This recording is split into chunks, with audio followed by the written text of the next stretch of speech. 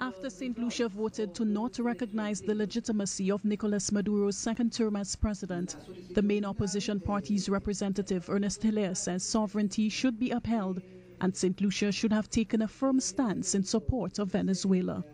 If we're going to become a pawn for other countries that will just use us, and they have done it in the past, and I give the case of Cuba, they've done it in the past. But at some point in time in history, you need to stand up and say, this is what I stand for. And you may be unhappy with me, but I will not join you on that journey. This is the St. Lucia Youth Orchestra, one of the many projects set up with the help of Venezuela.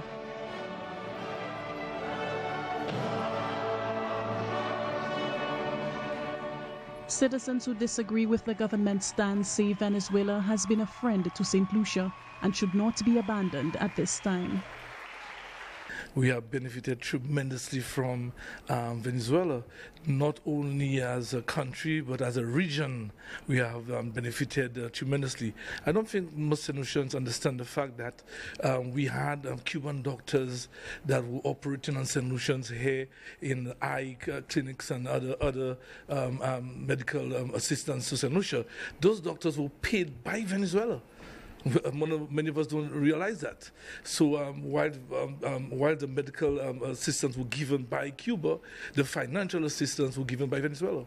Well, I think that it is an absolutely bizarre situation, knowing that Venezuela has contributed so much to St. Lucia's development, you have both infrastructure and both in terms of the services that Venezuela helps with St. Lucia, and a country that also has strong diplomatic relations with each other. I think that it is a very unfortunate situation.